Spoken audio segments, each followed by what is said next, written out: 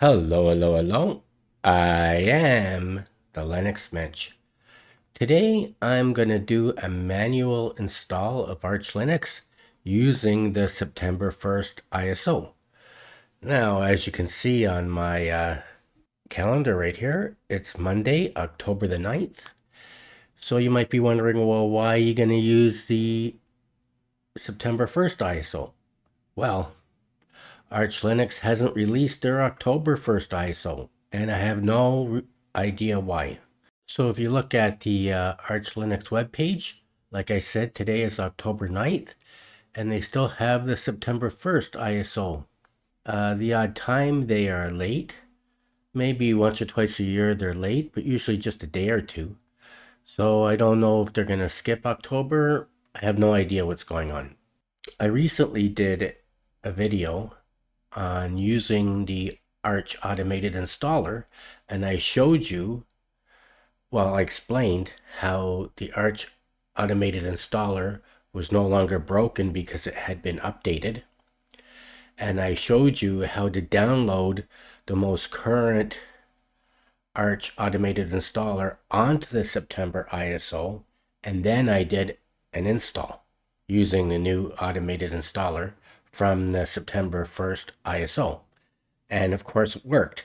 And I made that video about a week or so ago.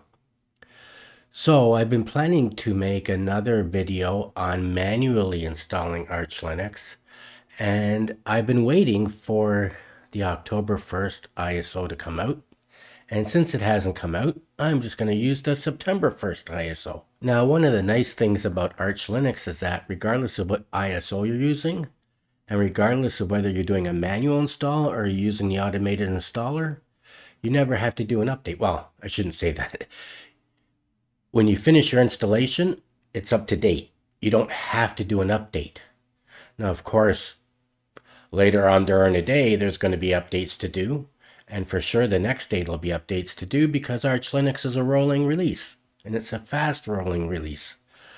But when you do your install, regardless of what ISO you're using, when you finish the install, it's going to be up to date. So, since today is October the 9th, I thought I would go ahead and do my manual install rather than waiting for the next ISO to come out. And today's a day off for me. I don't have to work. So I thought I would do it. Now, you might be asking, well, why do you keep doing installations? Why do you have so many manual installs or so many installs using the automated installer? Well, I like to show different things and I like to keep my videos current. Also, I think it's been 2 months since I've done a manual install. And with this manual install, I'm going to do two things different. Number one, I'm going to do my installation with 2 drives connected to my virtual machine. That is, I made a virtual machine with 2 drives, and I'm going to encrypt both of them. And secondly, normally when I do my manual install, I fly through the part where you have to set your location in the system because I know that my location is, user share / America / Toronto.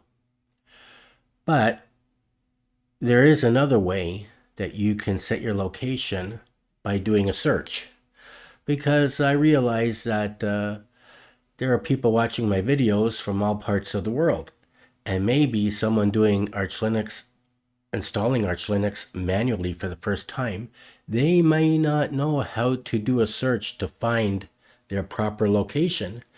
So when I'm flying through and just doing user share / America / Toronto, that might not be helping somebody. So in this video, I'm going to show how to slowly and manually go through and do a search for your proper locale. So not so long ago, I did a video showing how to add a second drive that is encrypted. But I did that to a system that was already installed.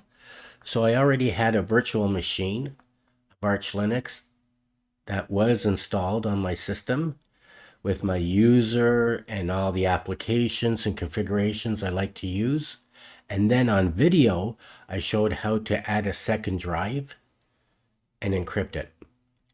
But in this video, I'm going to do all from the beginning. So I'm going to start from scratch. I'm going to do an install with 2 drives attached, both encrypted. I'm going to do it all manually, and I'm going to take my time going through the locale. So anyways, I think that's probably the longest introduction I've done. I think this is going to be a long video, but don't worry, I'm going to have chapters set throughout the video. So let's get to it. So, and just before I get started, another thing I want to mention is that, and I don't think I usually say this during my manual installs, but if you're going to do a manual install of Arch Linux, you should know how to use Vim or Nano. And if you're not competent in using one of those text editors, then you probably shouldn't do a manual install of Arch Linux, because you need to use a text editor that will work in the TTY before you have a graphical interface set up. Anyways, so the first thing I'm going to do is make the font larger. So like I said, so I created a virtual machine. I have 2 drives attached, and first thing I'm going to do is make the font larger. So I'm going to type in set font here -132B. Let's see that. Isn't that better?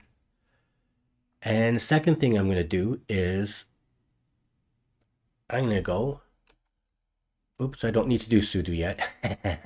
I'm going to do vim etc pacman.conf. Now I'm going to change this. Now this thing, when you change it in the TTY, any changes you make in this pacman.conf file, you're going to have to change it again after installation is finished. It won't carry over. So I'm just going to go down here, and I like to do verbose package list, which makes everything come down in columns when you're doing your downloads or upgrades. But of course, it probably won't work in this part of the video because my font is too large. And because the font is so large, it's probably just going to force it into paragraph. You know, all the packages I'm downloading, it's going to force it into paragraph because the font's too large, but I do that anyways. But the main reason why I came in here is I want to activate this parallel downloads line. So I'm going to delete that number sign or the hashtag, and I've activated the parallel download to 5, which makes the download a bit faster. And I'm going to save the file. And you know what? I'm not going to rush through this video. I'm going to take my time. So this video might end up being over an hour. I'll try not to be too long. But even if it's over an hour, there's going to be timestamps in it. And you can go to the section that you would like to watch if, you know, you don't need to watch the whole video. And the reason why I'm going to take my time, first of all, because I'm attaching 2 drives and I'm encrypting them manually. Encrypting the drive manually, you have to go into certain files. You have to go into your Fstab file and your Encrypt file, and it takes longer to do. So, and I'm going to take my time more because I want to explain what I'm doing, to make it easier for people who are installing Arch for the first time manually, or who are encrypting Arch for the first time manually. I want to make it easier for people to learn how to do it. So we've changed the pacman.conf file to parallel downloads, and let's clear the screen. Type in clear. So the next thing I want to do is I want to set the date and the time. So I'm going to do time, date, control, leave a space, set -ntp true. Hit enter, and that's done. So what I'm going to do is I'm going to download all the mirrors. Now there is a system called Reflector that you can use, and it will automatically choose mirrors for your vicinity, supposedly the best mirrors. But I used it once or twice and I didn't like it because it didn't pick, in my opinion, the mirrors that were closest to me, or mirrors that were the fastest, or mirrors that were in 100% in sync. So I don't like Reflector, and I like to download the mirrors from the whole world and pick the mirrors that I want to use. So what I'm going to do is download the mirrors. And I'm going to change the font a bit because this is going to be a long line and I want it to be on one line, the command. So I'm going to do, let's try 28. Set font here dash 128B. I'm just making it a little smaller. I'll make it big after. So let's type in this command.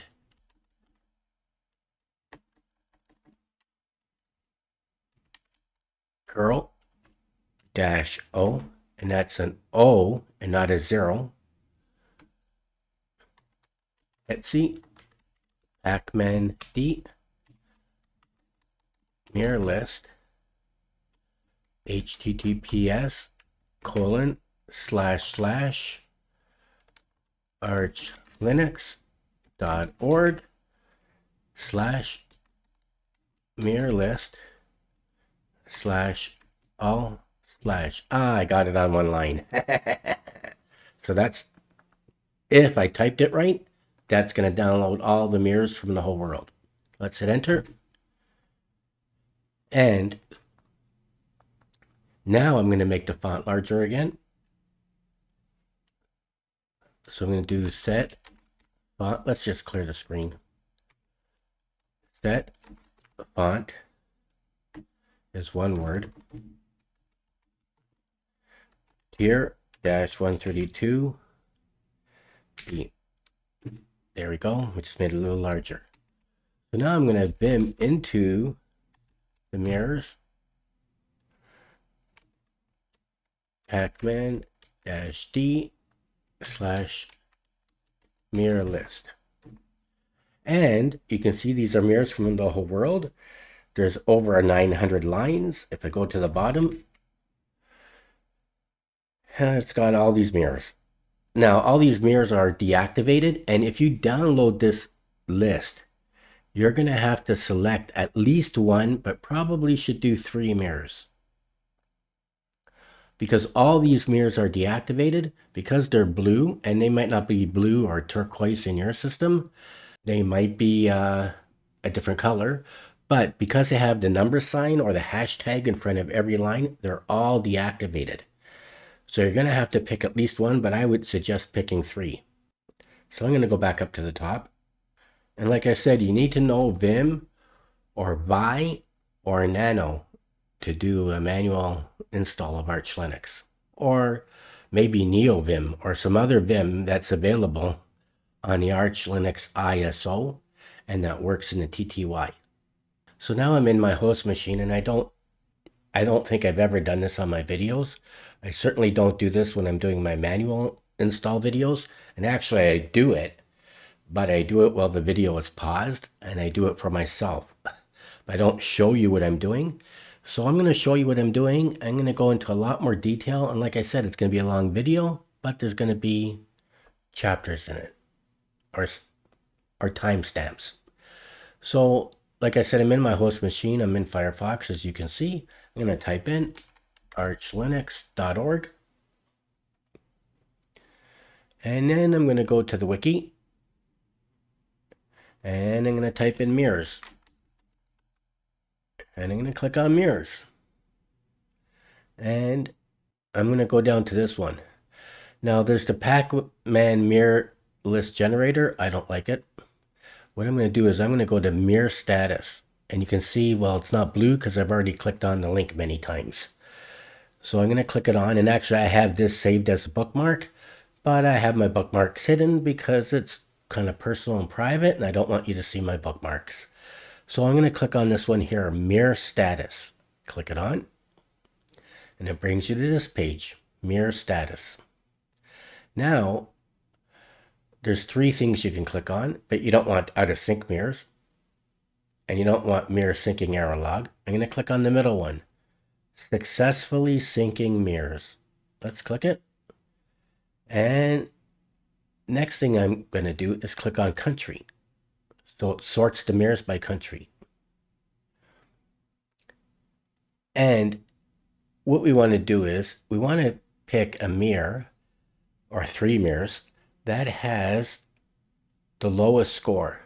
So like, see this mirror here, that 26, that's not a good mirror. So we want to pick a mirror that's less than 1. So we can find a mirror that's 0.8 or 0.7, that's good.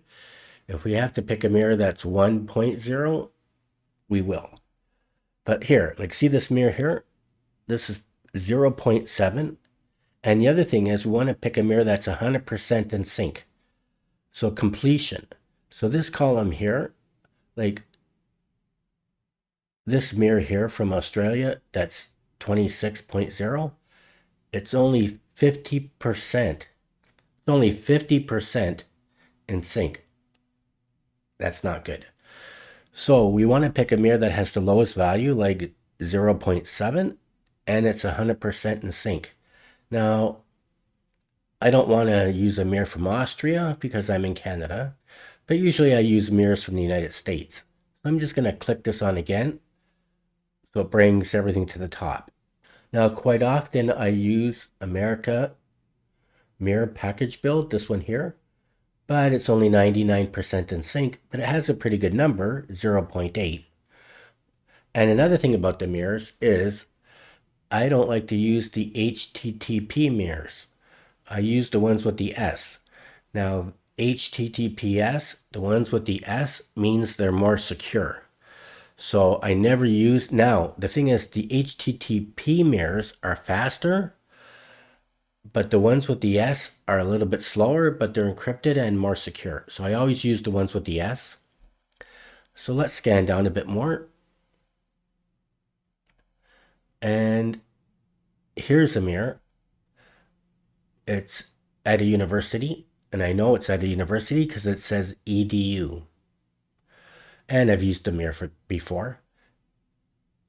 It has an S in it, so it's more secure. It's 100% in sync, and it's 0.9. So it's not a bad number. So I'm going to use that as my first mirror.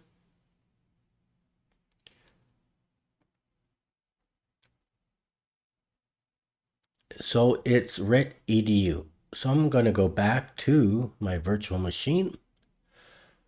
I'm going to make it full screen. And I'm going to do a slash for writ.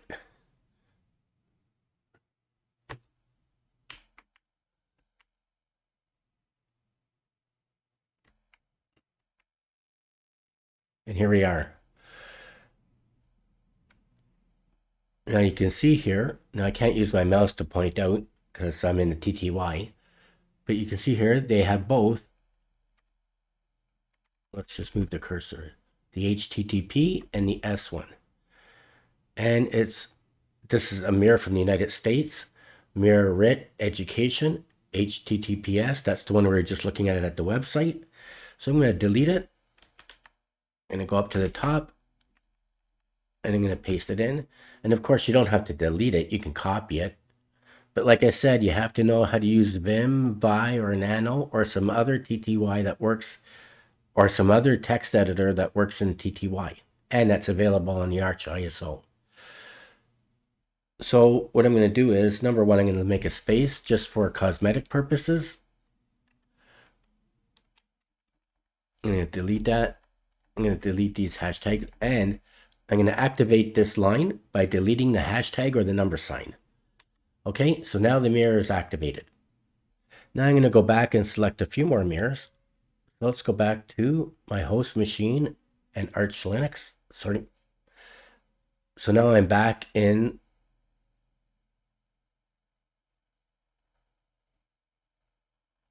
my host machine in Firefox, and let's pick another mirror. Now here's another mirror that I've used in the past, and it's also from a university.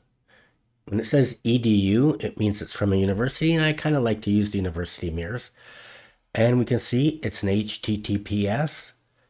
It's 100% in sync, and it's 0.9, so the number is not bad. So I'm going to pick that mirror, and it's lug MTU. So let's go back to my virtual machine. Let's do a search for lug MTU, and here we are. And they have both. They have the HTTP and the one with the S. So of course I'm going to pick the one with the S, and I'm just going to yank it this time instead of deleting it. And I'm going to go up to the top. I'm going to paste it as the second mirror. There it is. And I'm going to activate the line by deleting the hashtag or the number sign. And let's pick a third mirror. So let's go back to my host machine. And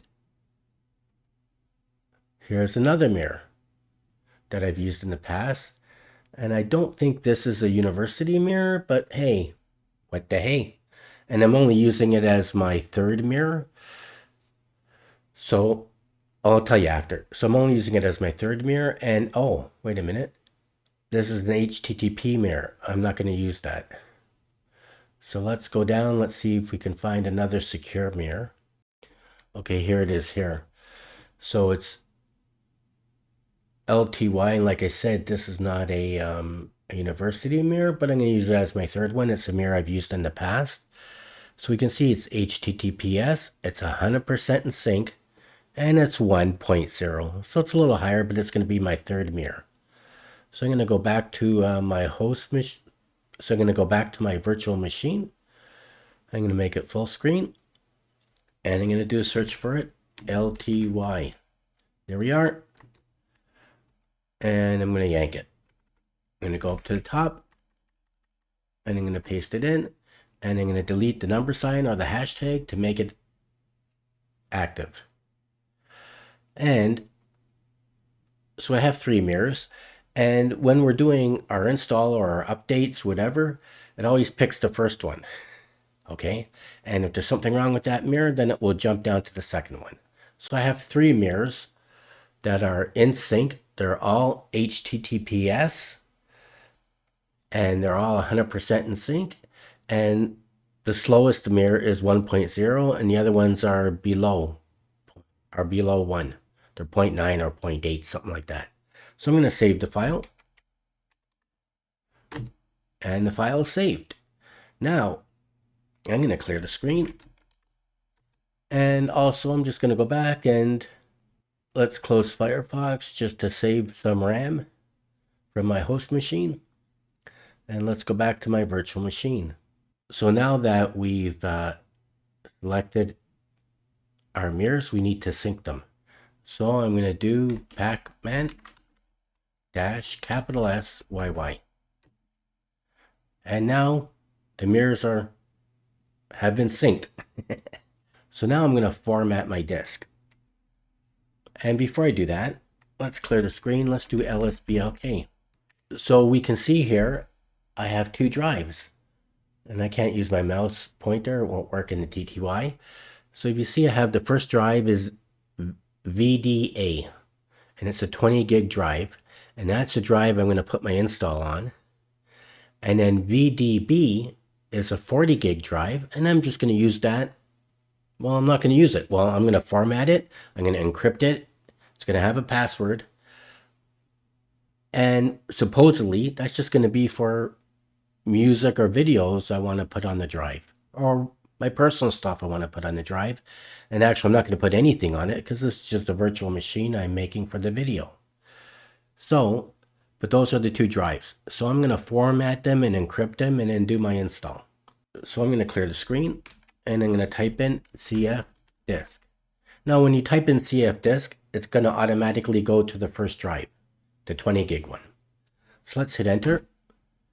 And I'm going to use my arrow keys. You use your arrow keys in cfdisk. I'm going to use them to select DOS. And I can prove to you that we're in my first disk because you can see on the top right, and of course I can't use my mouse. It's not going to work. But you can see it's a 20 gig drive. on the top right. So now what I'm going to do is I'm just going to take my face away, use your arrow keys to go back and forth. So I'm going to click on new and your enter key, your arrow keys and your enter key. So I'm going to click on new for this 20 gig drive. And I'm going to delete the 20 gig. I'm going to type in 200 M. That's for 200 megabytes because I'm making a small partition for a small boot partition. So I'm going to hit enter. I'm going to click on primary. So now I want to use my arrow keys to go over to bootable and hit enter. And you can see at the top there where it says dev VDA1, it has an asterisk under the word boot. Now I want to use my arrow keys. Oh, before I do that, I want to use my arrow key to go down to right. Highlight the right and hit enter. Are you sure you want to write the partition table to the disk? I'm going to type in yes. And I'm going to hit enter.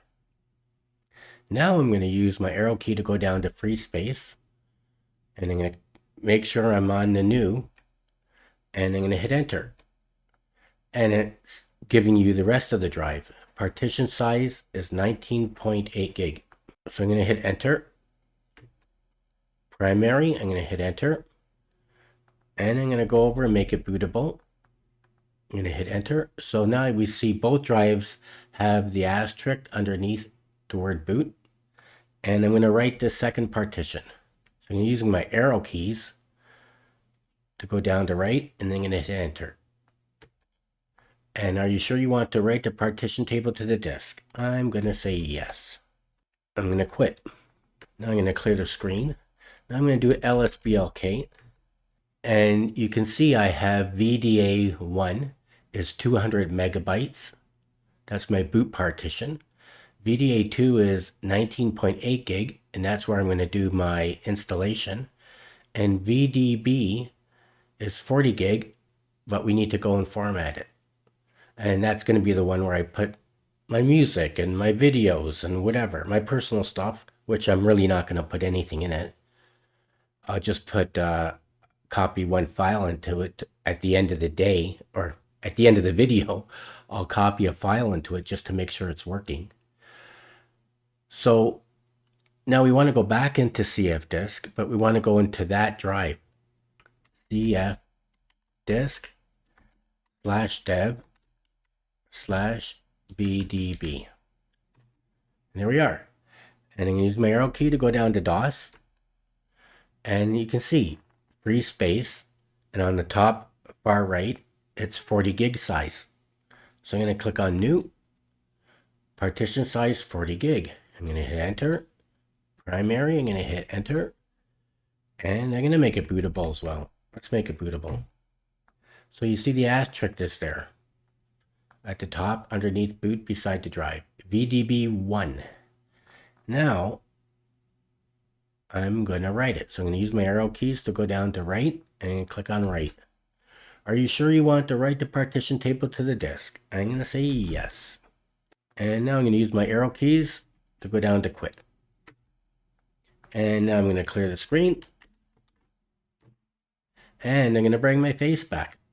Now I'm going to do an LSBLK. And there's my drives. So you can see VDA has two partitions. There's a VDA1, which is 200 megabytes, which is my boot partition. VDA2 is 19.8 gig, which is going to be the partition on drive 1, where I put my installation. And VDB, which is my second drive, it has a partition of VDB1, and that's 40 gig. And that's going to put my stuff there. So next thing I'm going to do is encrypted drives. So I'm going to type in, and I'm going to do the first drive first, of course.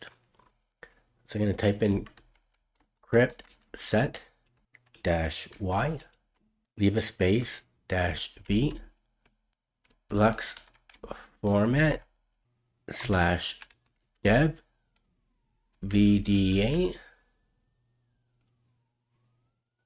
2. So I'm not encrypting the boot partition, I'm encrypting the whole drive. And also, notice that Lux format is one word, and notice the F is capitalized. So you're going to have to make sure the F is capitalized in order for it to work. And I'm going to hit enter. I typed the command wrong. So we're going to do this. And it always helps if you type it right, if your spelling is correct. So it has to be crypt setup, just like that. And I'm going to hit enter. So it's warning me this will overwrite data on that drive irrevocably. Are you sure? Type yes in capital letters. So I'm going to put my caps on, my cap lock on, and I'm going to type yes. Hit enter. Now enter a passphrase. So we're entering our encryption passphrase for our first drive. And now we have to remember that I had my cap lock on. So I'm going to take my cap lock off, because if you mess this up, you won't be able to get into your drive. You'll be able to reformat it and start all over again, but you won't be able to get into it. So you have to be aware whether your caps are on or off. So we had our caps on, so I'm going to take my caps off. So I just took my cap lock off, and I'm going to make a password, and I'm going to hit enter. It's asking me to put the password in again, and I'm going to hit enter. And it's verifying the passphrase, and it set up our encryption password for drive number 1. So now I'm going to clear the screen. It's always best to keep doing the lsblk, so to make sure we're doing the right partition, or the right drive in the right partition. So now I'm going to type in crypt setup open dev vda 2, leave a space, and now we have to give it a name. And you have to know what this name is, because we're going to have to put this name in some other configuration files later on down the road. So I'm going to call this, and you can give it whatever name you want. Any name that you want, but you have to know what it is. Well, you'll be able to do an lsblk to find out what it was if you forget. But you're going to have to put this name in 2 other files later on. So like I said, you can give it whatever name you want. So I'm using this drive for my main install. So I'm just going to call it install. And I should spell it right. Install. And I'm going to hit enter. It's asking for the passphrase. I'm going to put my password in. And that's done. Now I'm going to make a file system. So I'm going to do mkfs ext. I always do ext4 /dev /mapper / and the name we just gave it. So we called it install. Let's put it in. And here we are. It's making the file system for that drive. So let's clear the screen. And I'm going to let's do an lsblk first. And we're going to encrypt the second drive. So I'm going to do crypt setup -y -v lux format /dev /vdb1, the bottom one, okay? vdb1. And notice lux format is one word, and the F in format has to be capitalized. And let's see if I typed it right. Warning. This is irrevocable. Type yes in capital letters. So I'm going to put my caps on, and I'm going to type yes. I'm going to hit enter. Now it's asking for a passphrase. I have to remember my caps are on. So unless you want your password to be in caps, you have to be careful at this point. So I'm going to take my caps off, and I'm going to give it a password. I'm going to hit enter. I'm going to put the password in again. Hit enter. And it's just taking a second to verify the password. And it's done. Now I'm going to clear the screen. So I'm going to open that drive. So let's just lsblk again. And I'm going to open it. Crypt setup open /dev. So I'm going to do dev vdb1, leave a space, and like I said, you have to give it a name. It could be whatever name you want. but you're going to have to know what the name is. You can always do an lsblk to find out the name if you forget, but we're going to have to put that name in 2 other files towards the end of my video. So, or towards the end of the install. So I'm going to call it my stuff, because this is going to be a drive for my music, my videos, my personal files. Although I'm really not going to use it because this is just a virtual machine I'm creating for the sake of the video. So I'm going to call it my stuff. Now we called the other one install. I'm going to call this one my stuff. My stuff. Hit enter. Now we got to put our passphrase in that we just created to open it. So I'm putting my passphrase in, and now it's opened. So now I'm going to create a file system for it. Let's clear the screen. Let's just lsblk it again. And now we can see, you can see we have 2 drives, VDA and VDB. VDA has 2 partitions. VDB has 1 partition. The one on VDA2 is install. And the one on VDB1 is my stuff. And you can see they're both encrypted. So VDA2 install, it's crypt. You see at the far right, it's crypt. And VDB1 called my stuff, you can see it's 40 gig and it's crypt. Now we got to make a file system. We already made a file system for VDA2, but we want to make a file system for VDB1. So I'm going to type in mkfs ext4 space / dev mapper / my stuff. Let's hit enter, and it's making a file system for our second drive. Now let's clear the screen. lsblk.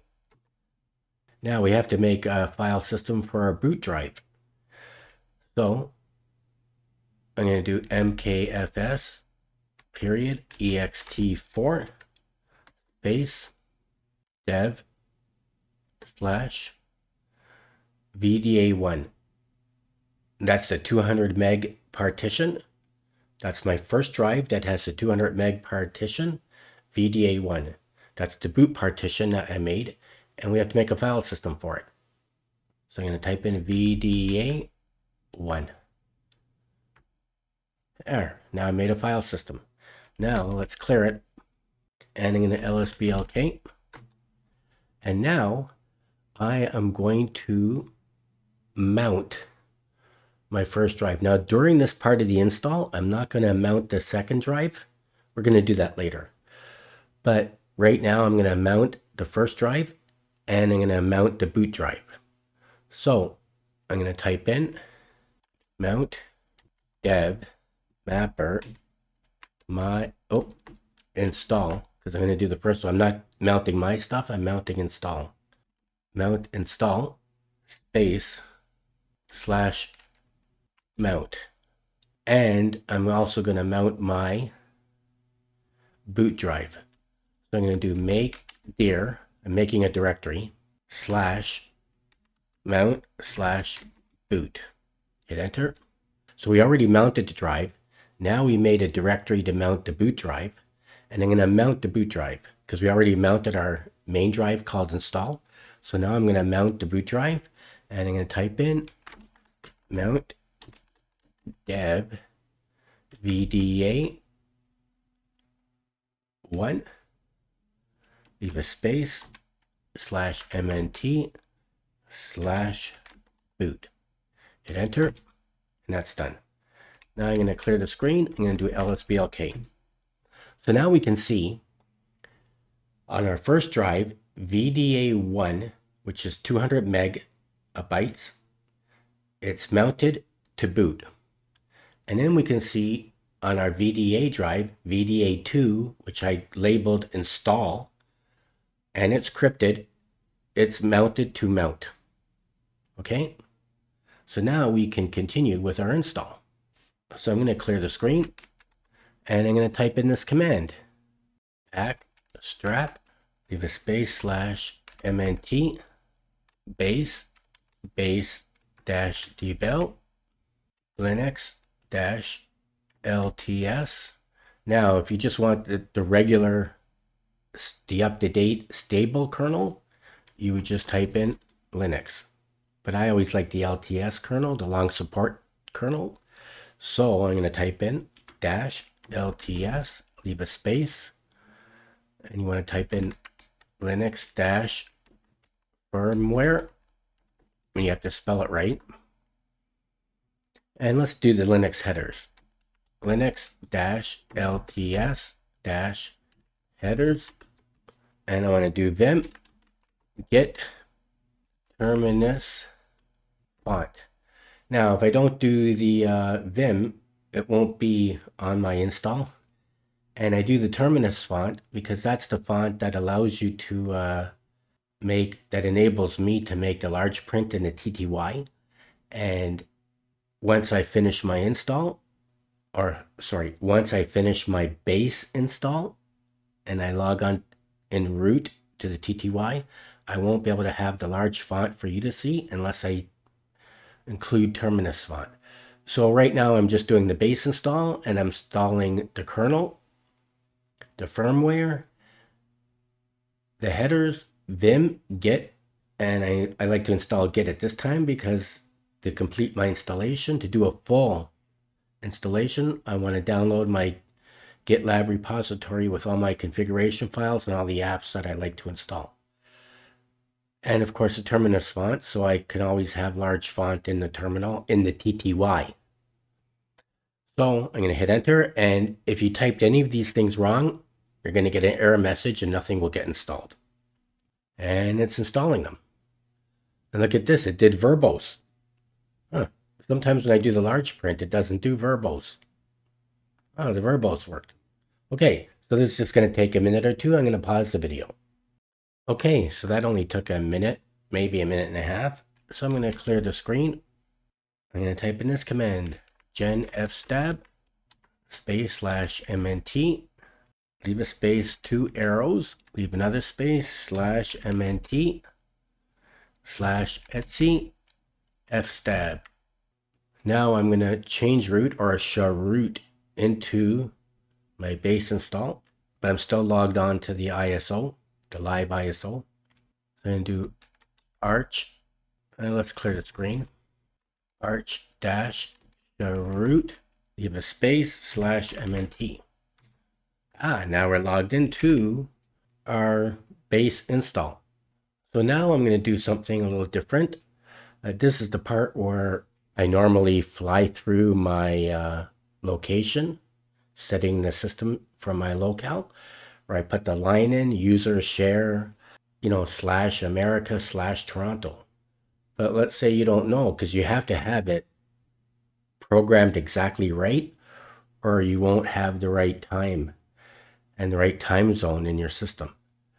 So this time I'm going to show you, I'm going to go slowly and I'm going to show you how to find out the correct wording for your locale and time zone, depending on where you live. And this I've never done before in my manual videos of Arch Linux. So this is the first. So I'm going to type in ls, leave a space, /usr /share /zone info. I'm going to hit enter. Now it brought up a list of countries. So on the far left, the first row, the second from the bottom, is Canada. And you can see Canada, it's spelt with a capital. And I'm going to type in ls usr share zone info Canada. And I'm going to hit enter. And you know what? Let's clear the screen. And let's put that command back in there. Canada. Let's hit enter. So now we have Atlantic, Eastern, Newfoundland, Saskatchewan, Central, Mountain, Pacific, and Yukon. Well, I'm in the Eastern time zone. So I'm going to type in this command. ls /usr share /zone info /Canada with a capital /Eastern with a capital. I'm going to hit enter. There we go. just like that. So that's how you do it if you don't know exactly how to word your time zone information. So now I'm going to type in this command, ln, sf usr / share zone info Canada Eastern etc local time, just like that. And I'm going to hit enter. Then I'm going to go on and I'm going to use vim etc locale gen, and I'm going to scan down. Well, let's just do a search. English, there we go. We want English Canada, and I'm going to uncomment these two lines for English Canada UTF and ISO, and I'm going to save the file, and I'm going to clear the screen. Now I'm going to type in locale -gen, and it's generating the locales. Now I'm going to type in, and I'm going to clear the screen. I'm going to do vim -etc locale .conf, and I'm going to type in this. And yours might be different depending on where you live. So I'm going to type in language, and the word lang has to be capitalized, equals, and I'm going to put the en for English, and that has to be small letters, underscore, capital CA, period, capital UTF -8. Now, of course, yours is going to be different depending on which one you chose and depending on where you live. But it has to be like this. Language is capital, equals, small en for English, underscore, capital CA, period, UTF -8. And of course, yours is going to be different depending where you live, and you're going to save the file. I have to take my caps off to save the file, and I'm going to clear the screen. Now I'm going to give my computer a host name, vim etc host name, and you can name it whatever you want. And this is easy to change after your installation is completely finished, so you don't have to worry about it. I'm going to call it Arch 2 Drive. Okay, and let's save it. Now I'm going to give myself a root password. So I haven't made a user yet. I make the user later. That's going to be way later on. So I'm going to give myself a root password. I'm going to do password without the O and without the R. Leave a space, root. Password is going to be this. I'm going to retype the password. Now my root password is done. Now I'm going to clear the screen, and I'm going to type in Pacman, capital S, Network Manager, and Grub.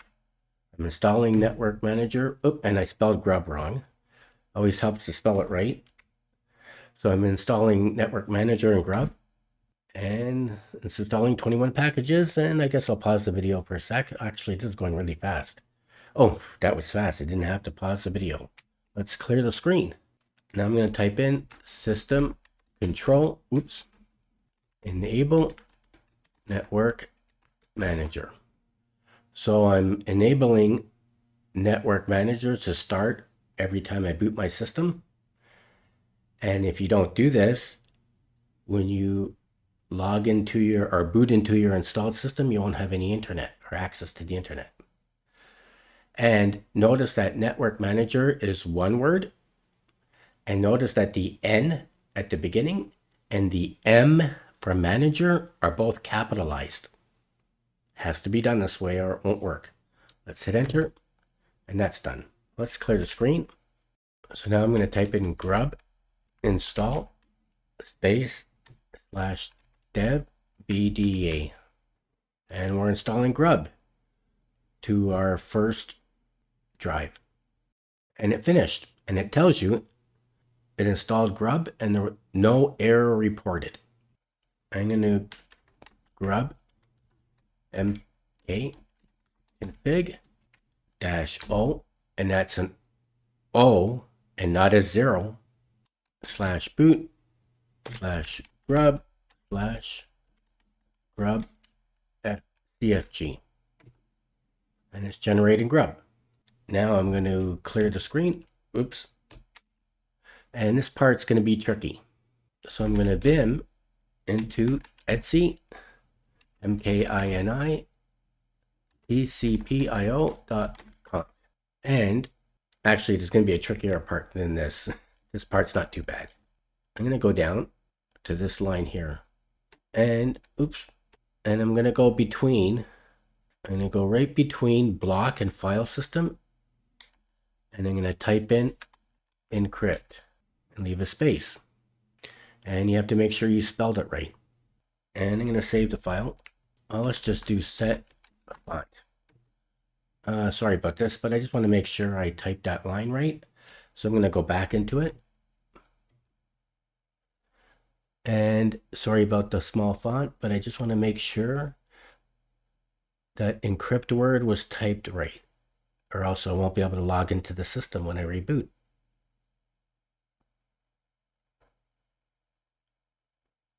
And it is. Okay, so let's quit out of the file and let's set font back to here-132B. Sorry about that. Okay, so the next thing I want to do is Mkinitcpio space dash capital P and run this command. And this only takes a moment. Now I'm going to clear the screen. Now this part is tricky.